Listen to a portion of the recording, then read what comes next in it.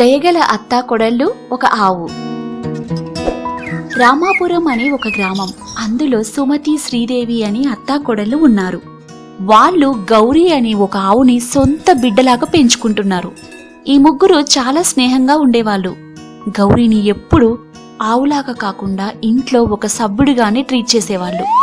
అలా ఒకరోజు, హేమే కోడలా, గౌరీకి గడ్డి దానా నిన్న సాయంత్రమే అయిపోయాయే, చెప్దామనుకున్నాను మర్చిపోయాను, పనంతా అయ్యాక తీసుకురావాలి. అయ్యో అత్తమ్మా, అది మీరు నాకు చెప్పాలా ఏంటి?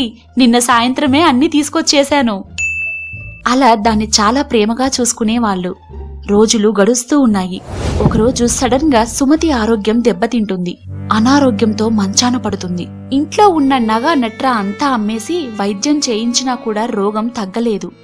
శ్రీదేవి డాక్టర్ని ఇంటికి తీసుకుని వచ్చి పరీక్షలు చేయించింది. కొద్ది సమయానికి డాక్టర్ పరీక్షలు చేసి, అమ్మా శ్రీదేవి, నీతో ఒక విషయం మాట్లాడాలి అని బయటికి వచ్చి, చూడమ్మా శ్రీదేవి, మీ అత్తగారి కండిషన్ చాలా సీరియస్ గా ఉంది. అర్జెంటుగా సిటీలో డాక్టర్కి చూపించాలి, లేదంటే చాలా ప్రమాదం అని చెప్పి డాక్టర్ వెళ్లిపోతాడు. శ్రీదేవికి ఏమీ అర్థం కాక గౌరీ దగ్గరికి వచ్చి, గౌరీ, పరిస్థితి చేయి దాటిపోయిందిరా. ఇంట్లో అన్ని వస్తువులు అమ్మేశాను. ఇప్పుడు డాక్టర్ అత్తమ్మని పట్నం తీసుకుని వెళ్ళమంటున్నారు. చేతిలో చిల్లి గవ్వ కూడా లేదు. వెంటనే ఆలోచించకుండా గౌరీ, నన్ను అమ్మేసే అక్క, అమ్మని కాపాడు. నిన్ను అమ్మటమేంట్రా? నువ్వు దూరమైతే మేమెలా బతుకుతాము? ఇంటికి పెద్ద తల, అమ్మకి ఏదైనా అయితే మనం బ్రతుకుతామా అక్క? నన్నిప్పుడు అమ్మినా డబ్బులు కూడిన తర్వాత మళ్ళీ తెచ్చుకోవచ్చు. ఇంకేం ఆలోచించకుండా నన్నమ్మే అక్క.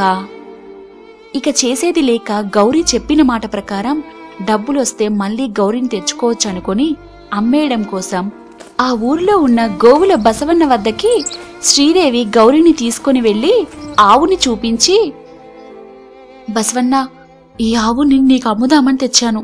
నాకు డబ్బులు చాలా అవసరం వచ్చింది.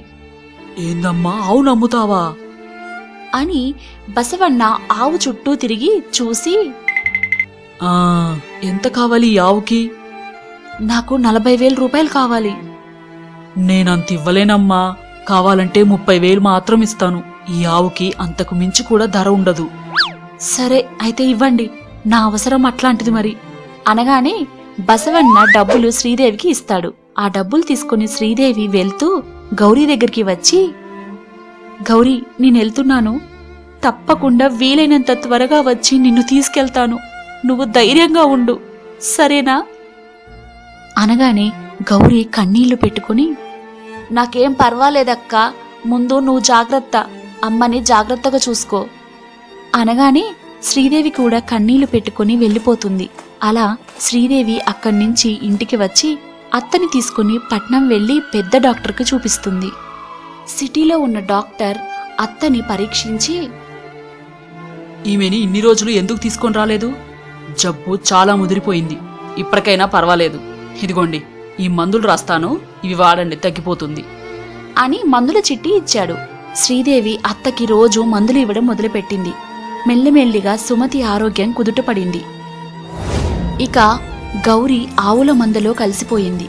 కాని దానికి ఎప్పుడు సుమతి, శ్రీదేవి ఆలోచనే. ఒకరోజు గౌరీ పక్కనున్న ఆవుతో, ఇదిగో నేనిక్కడే ఉన్నాను, కానీ నా మనసంతా మా అమ్మ, అక్క శ్రీదేవి దగ్గరే ఉంది. ఈ సమయానికి మా శ్రీదేవి అక్క నాకు మేత పెట్టి నేను తింటూ ఉంటే ఆమె తృప్తి పడుతూ ఉండేది అనగానే పక్కనున్న ఆవు చిరాగ్గా, ఏహే, నాకేంది టార్చరు? నువ్వు వచ్చి ఇప్పటికి 6 నెలలు అవుతాంది. ఎప్పుడు చూడు అమ్మ అక్క అమ్మ అక్క. ఏ ఒక్కసారైనా తిరిగి చూసిండ్రా? నువ్వు మాత్రం 6 నెలలుగా చెప్పిందే చెప్పి నన్ను చంపుతా అన్నావు. వాళ్ళు మనుషులు, నిన్ను అమ్మేసి చేతులు దులుపుకున్నారు. నిన్నెప్పుడో మర్చిపోయి కూడా ఉంటారు అనగానే గౌరీ కోపంతో, నీకు నా వాళ్ళంటే కుళ్ళు. నా వాళ్ళు అట్లా నన్నెప్పుడు మర్చిపోరు. పరిస్థితులు వాళ్ళు రాకుండా చేసుంటాయి, అంతే అంటూ శ్రీదేవి వెళ్లిన దారివైపే చూస్తూ గౌరీ కన్నీళ్లు పెట్టుకొని మనసులో, నిజంగా నన్ను వాళ్ళు మర్చిపోయి ఉంటారా? నాకెందుకో ఇప్పటికీ వాళ్ళనే చూడాలనిపిస్తుంది. అలా ఒకరోజు ఆరోగ్యం బాగైపోయిన సుమతి చిన్న చిన్నగా డబ్బులు సంపాదించుకొని శ్రీదేవితో ఒకరోజు, అమ్మా శ్రీదేవి, నాకెందుకో గౌరీ ప్రతిరోజు కల్లోకొస్తుందమ్మా. ఒకసారి వెళ్ళి గౌరీని చూసొద్దాము. అత్తమ్మా, ఇంకొద్దిగా డబ్బులు కుడితే మనం ఆ డబ్బులు బసవన్నకిచ్చి గౌరీని విడిపించుకునొద్దామత్తమ్మా.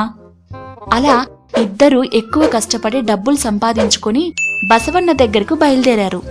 గౌరీ తోటి ఆవుల వద్దకి వస్తూ ఉంటే ఆవులన్నీ దూరంగా వెళ్తూ అందులో ఒక ఆవు, వామ్మో, ఈ ఒక్క ఆవు వాళ్ళ కోసం చెప్పిందే చెప్పి బుర్ర తింటదిరా బాబోయ్, పారిపోవాలి అని అనుకుంటూ ఉండగా గౌరీ మాత్రం శ్రీదేవి వెళ్లిన వైపే చూస్తూ ఉంటుంది. అదే టైంలో శ్రీదేవి సుమతి వస్తూ గౌరీకి కనపడగానే మందవైపు చూసి, ఇదిగో ఇన్నాళ్ళు నీ వాళ్ళు రారు రారు అన్నావు కదా, అదిగో నా వాళ్ళొస్తున్నారు చూడండి అంటూ గంతులు వేస్తుంది. శ్రీదేవి సుమతులు బసవన్న దగ్గరికి వచ్చి బ్రతిమాలుకొని డబ్బులు కట్టి గౌరీని విడిపించుకుని వెళ్లటానికి సిద్ధమయ్యారు. అమ్మా, ఒక్క నిమిషం, నా ఫ్రెండ్తో మాట్లాడొసొస్తా, ఒక విషయం చెప్పాలి అని గౌరీ తన స్నేహితురాలైన ఆవు దగ్గరికి వచ్చి, చూశావా, మనుషులు మర్చిపోతారు, వాళ్ళు రారు అని చెప్పావు.